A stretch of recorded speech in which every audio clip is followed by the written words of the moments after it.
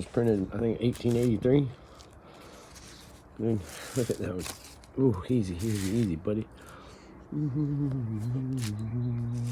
at this shit, man. This is so old, dude. Look at this.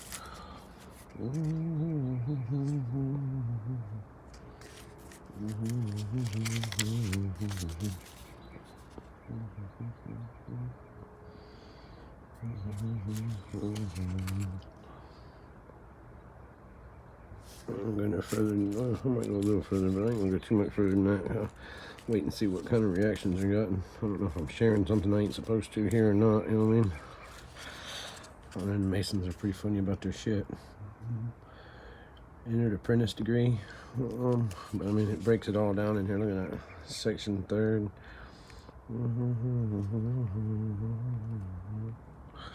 This section illustrates certain hieroglyph symbols and indicates many useful lessons to extend knowledge and promote virtue.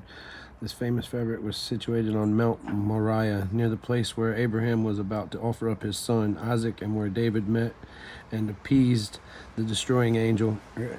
Was begun in the 4th year of the reign of Solomon, the 3rd after the death of David, and 480 years after the passage of the Red Sea, on the 2nd day of month Ziph, being the 2nd month of the sacred year, answering to the 21st of April, in the year of the world 2992, and was carried on with such prodigious speed that it was finished in all its parts in a little more than 7 years.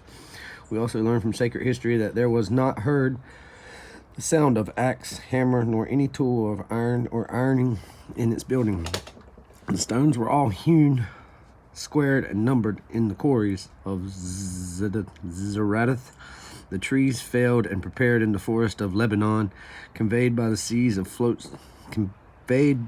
on floats to Joppa, hence the land of Jerusalem, where they were set up by the aid of wooden mauls prepared for that purpose. And when the building was completed, its several parts fitted with such exact nicety that it had more the appearance of being the handiwork of the supreme architect of the universe than of human hands. It was supported by 1,453 columns and 2,906 pilasters, all hewn from the finest Parian marble.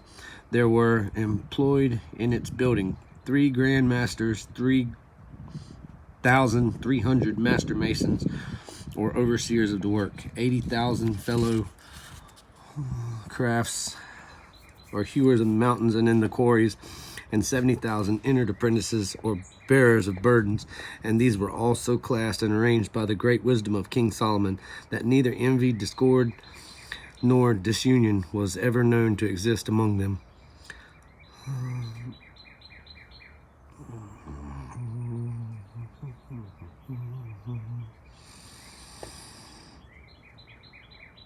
The 3 steps, usually to lean upon the master's carpet, are symbolical of the 3 principal stages of human life, viz. Youth, manhood,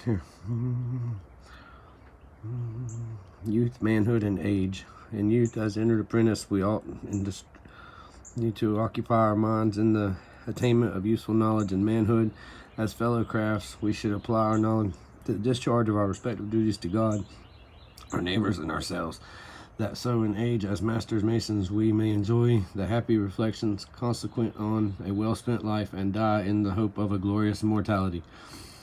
The pot of incense is an emblem of a pure heart, which is always an acceptable sacrifice to the deity, and as this glows with fervent heat, so should our hearts continually glow with gratitude to the great author of our existence for the manifold beneficent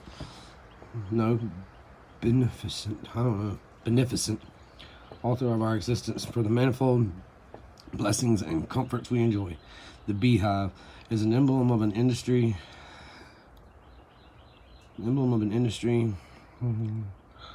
and recommends the practice of that virtue to all created beings, from the highest scaphier in heaven to the lowest reptile of the desert or of the dust.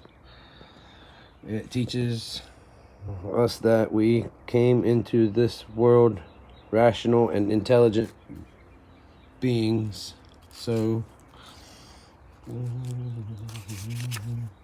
should be ever in Stooges ones, never sitting, hold on, shit, never sitting down, contented while our fellow creatures around us are in want, when it is in our power to relieve them without inconvenience to ourselves.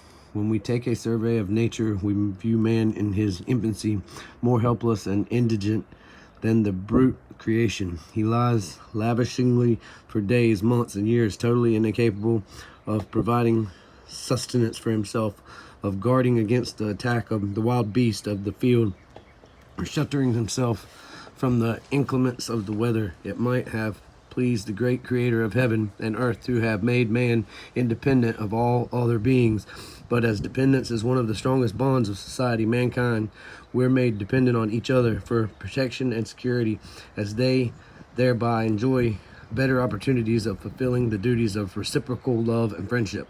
Thus was man formed for social and active life, the noblest part of the work of God, and he that will so demean himself as not to be endeavoring to add to the common stock of knowledge and understanding may be deemed a drone in the hive of nature, a useless member of society, and unworthy of our protection as Masons. Wow. The Book of Constitutions, guarded by the Tyler's sword, reminds us that we should be ever watchful and guardian in our words and actions, particularly before the enemies of Masonry, ever bearing in remembrance those truly Masonic virtues, silence and circumspection, or whatever.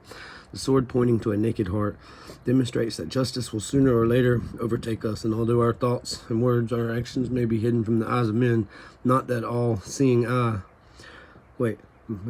yet that all-seeing eye, whom the sun, moon, and stars obey, and under whose watchful care even comets perform their stupendous revolutions, pervade the inmost recess of human heart, and will reward us according to our merits. That's enough for now.